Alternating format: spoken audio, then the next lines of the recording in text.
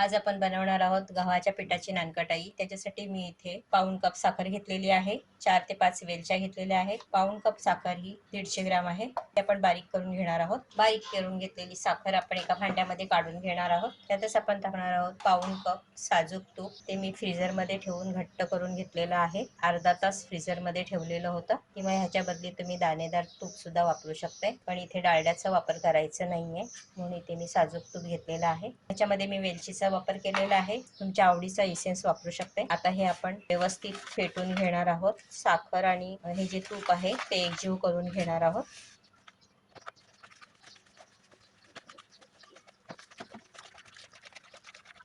आता जर तुम्ही पाहिलं तर हे थोडंसं पिवळ्या शेड मध्ये आहे, हे एकदम क्रीमी टेक्स्चर येईपर्यंत ह्याला फेटून घ्यायचं आहे। हे छान फेटून झालेलं आहे, क्रीमी झालेलं आहे, पाहू शकता। आता आपण ह्याच्यामध्ये टाकणार आहोत 1 कप गव्हाचं पीठ, अर्धा कप बेसन, पाव कप बारीक रवा, पाव टीस्पून मीठ, 1 टीस्पून बेकिंग पावडर। सर्व व्यवस्थित चाळून घेणार आहोत। थोडं थोडं मिश्रण त्याच्यामध्ये चाळून व्यवस्थित मिक्स करून घ्यायचं आहे, म्हणजे कुठेही गुठल्या होत नाही। आता हे सर्व मिश्रण आपण हातानेच मिक्स करणार आहोत।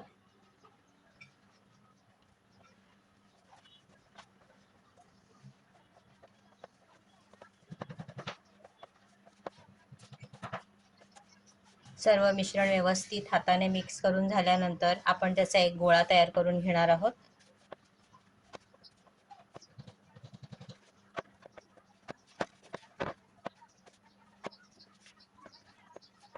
अशा पद्धतीने त्याचा एक गोळा तयार करून घेतलेला आहे, त्याच्यामुळे ह्याचे बिस्किट्स वगैरे व्यवस्थित बनवता येतील।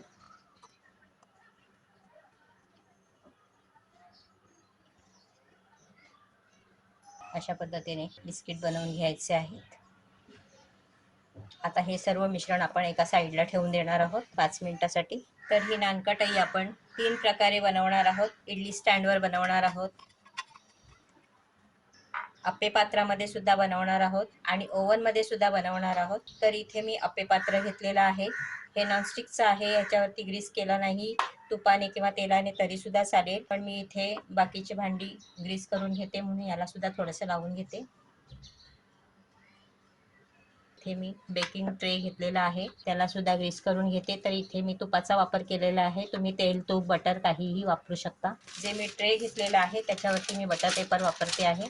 तर आपण इथे 3 प्रकारे बिस्किट बनवणार आहोत। ओव्हन मध्ये बनवायचे आहे, त्याच्यासाठी मी ओव्हनला 180 डिग्री सेल्सिअसला 10 मिनिटासाठी प्रीहीट करायला ठेवलेलं आहे। तुम्हाला इथे बिस्किट कोणत्या आकारात हवी असतील त्या आकारात तुम्ही बनवू शकता। अशा पद्धतीने हे आपण ओव्हन मधली बिस्किट बनवणार आहोत। एकाच मापाची बनवायची असेल तर एखादा चमचा किंवा एखादी पळीचा वापर करून तुम्ही हे पिठाचे गोळे तयार करू शकता। थोड्या अंतरावर ठेवायचे आहेत। अशा पद्धतीने आपण ओव्हनचे बिस्किट्स बनवून घेणार आहोत। आता इथे मी इडली स्टँड वरती बनवणार आहे, तर इडली स्टँड वरती सुद्धा आपण बनवण्यासाठी मी साईडला टोप प्रीहीट करायला ठेवलेला आहे। आपण टोपामध्ये करणार आहोत, तर मी इथे मंद आचेवरती टोप 10 मिनिटासाठी प्रीहीट करायला ठेवलेला आहे। अप्पे पात्रामध्ये बनवणार आहोत, तर ते आपण तव्यावरती बनवणार आहोत। तर जाडसर असा तवा मी प्रीहीट करायला ठेवलेला आहे। सर्व प्रकारची बिस्किट्स बनवून झाल्यानंतर प्रत्येकाचं टायमिंग मी तुम्हाला सांगणार आहे, त्याच्यामुळे हा व्हिडिओ तुम्ही पूर्ण पहा आणि हे बिस्किट सुद्धा सर्व बनवून पहा, अतिशय टेस्टी होतात। आवडल्यास लाईक करा, कमेंट करायला विसरू नका। अप्पे पात्रामध्ये मी एकदम गोल गोल असे लाडू सारखे करते आहे। अशा पद्धतीने मी सर्व बनवून घेते। इथे सजावटीसाठी मी मनुके वापरत आहे, तुम्ही तुमच्या आवडीप्रमाणे ड्रायफ्रूट वापरू शकते।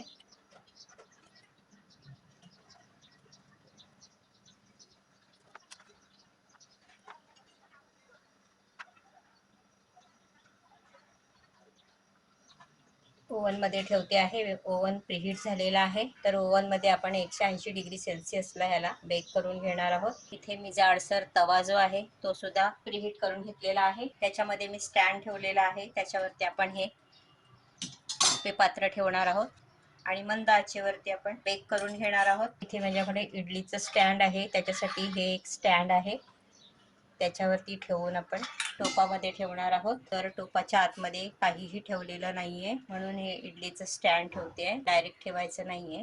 अशा पद्धतीने आपण हे याला प्रीहीटेड टोपामध्ये 15 ते 20 मिनिटं मंद आचेवरती बेक करून घेणार आहोत. छान बनवून तयार आहेत. तर गॅसची फ्लेम बंद करते आणि याला बाहेर काढून घेते. ही सर्व नानकटाई वेगवेगळ्या टायमिंगवरती झालेली आहेत. आप्पे पात्रामध्ये बनवायला आपल्याला 15 मिनिटं लागली, ओव्हनमध्ये बनवायला आपल्याला 20 मिनिटं लागली आणि ही टोपामध्ये बनवायला आपल्याला 25 मिनिटं लागलेली आहेत. पण सर्व नानकटाई अतिशय उत्तम झालेली आहेत. आता ही गरमच आहेत. ही पहा, अशा पद्धतीने खूपच मस्त झालेली आहेत.